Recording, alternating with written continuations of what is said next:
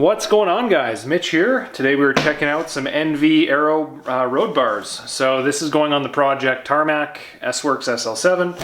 So I wanted to quickly show you guys this before I bolt them on. Nothing too crazy on the box. So let's get into this and take a look at the bar itself before we install it. So it comes in this nice box, well packaged. Let's take a look. Ooh. That weighs nothing. So unlike their wheels, these guys are not made in the US, I believe. For some reason I think they're made in the States, which is fine, or sorry, in the overseas. But I will show you this as well. A lot of people like to see this. I'm assuming this is available on the Enve website here. So if you do want to pause and read what that says, but the main thing for this bar is that they have a nice big flare to them. And when I talk about a flare, you can see on this drawing here, the distance from the tops in the hoods down to the bottoms, they're different side to side. So that's the reason why I went with this bar, and apparently it's quite comfortable. So let's unwrap the bar and take a look at what we're working with. Oh baby. Alright, so here we go. Here's the handlebar itself. Really nice matte finish, which is always appreciated. Now comparing these to the Zip SL7 Aero, which is what I have experience with, like I said, it is a little bit narrower in the tops. As you can see, I went 42 centimeters. Now that 42 centimeter size is actually in the drops here, from here center to center, versus the top, I believe, I'll have to measure, but I think it's 37 centimeters itself, so a little bit narrower. And the theory behind that is that, you know, as you get your elbows more in, you're a little more aerodynamic when you're riding in the hoods versus the drops. So that's the main thing, and like I said, I've heard they're quite comfortable, and with anything Enve, apparently it's a high quality, good warranty, all that good stuff. Let's take a look at the cable routing on the bottom here. So as we can see on the bottom, we've got some good cable routing for the shifters to go in.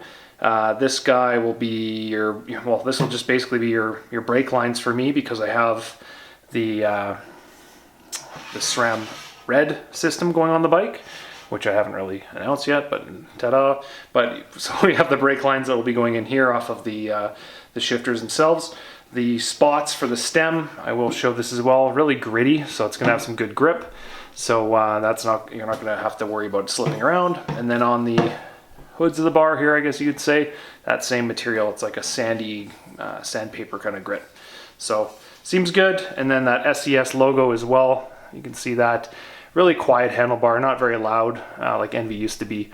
I don't know if that's by design or what, but that's certainly what attracted me to it, in that it's very quiet.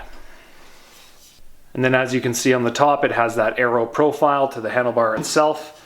So, you know, say what you want about aero bars. I don't know how effective they are. It's probably minuscule in that, you know, 5-watt range, nothing crazy.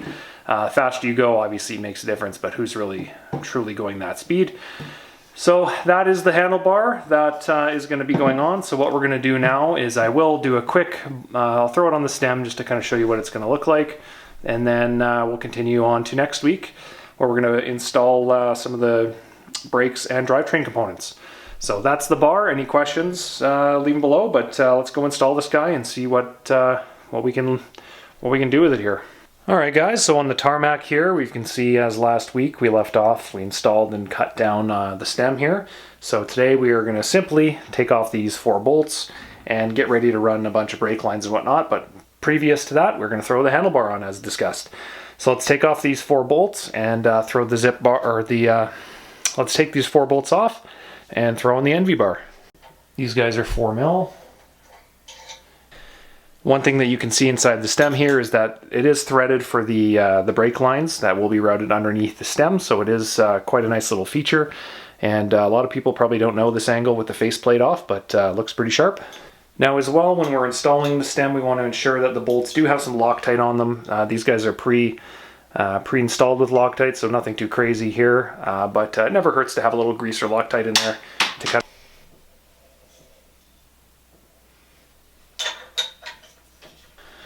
Now it is important obviously to center the bars, but more than anything it's to evenly distribute the pressure of these 4 bolts as we tighten it down. So as we go, We do top first, bottom second. So there we go, the bars are now installed and everything looks good, nice and smooth. And obviously this second, we're still going to be planning to run some brake lines and whatnot through there. So fine-tune adjustments, I'm not cranking this down to full force or anything like that, but just to kind of get it set up and started, we are ready to go. So that is the bar on the bike. And like I said, any questions, leave them below, all that like, subscribe, share stuff. And next week we will begin putting on the brake lines, routing that through, and beginning on the drivetrain side of things, which, as you've just found out, is SRAM Red. So there we go, guys. Any questions, leave them below. Thanks for coming by. See ya.